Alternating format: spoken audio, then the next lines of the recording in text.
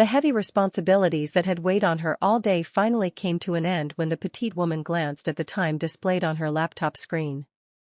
Pure had to push aside her lingering tasks, knowing that if she didn't, she'd risk being late for someone who was already waiting for her at her place.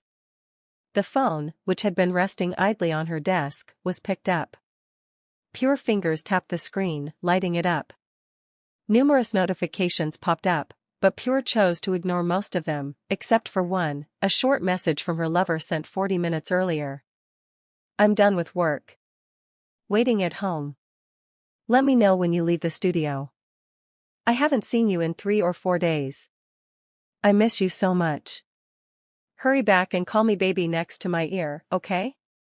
Pure rested her chin on her hand as she read those messages, letting out a soft laugh. She could instantly picture Loft's face so vividly, imagining her grinning mischievously while typing those words. Loft had clearly remembered their conversations when working out of town, where Pure had jokingly promised to call her baby next to her ear when they met again.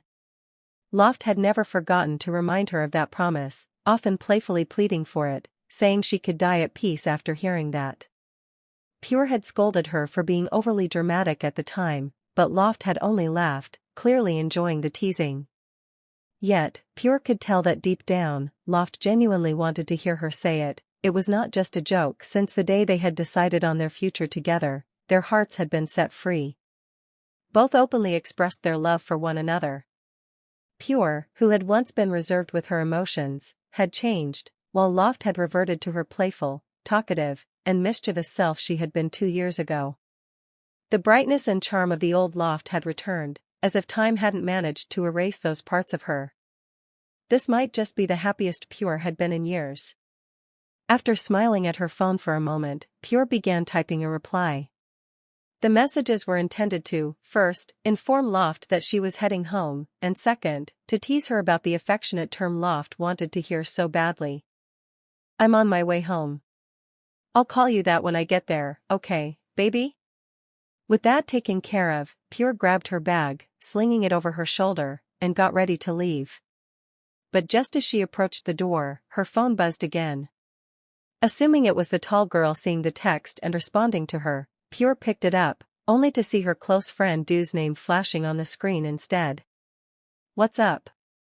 Pure pressed the answering button on the screen and greeted. Her tone was casual, as she always spoke with her friend. "Done for the day yet, Miss Ceramic Studio owner?" Du's cheerful voice came through, full of energy. Pure often wondered how Du, who worked long, grueling hours, always seemed so full of life. Unlike her friend, Pure felt as though she was about to crawl out of her office.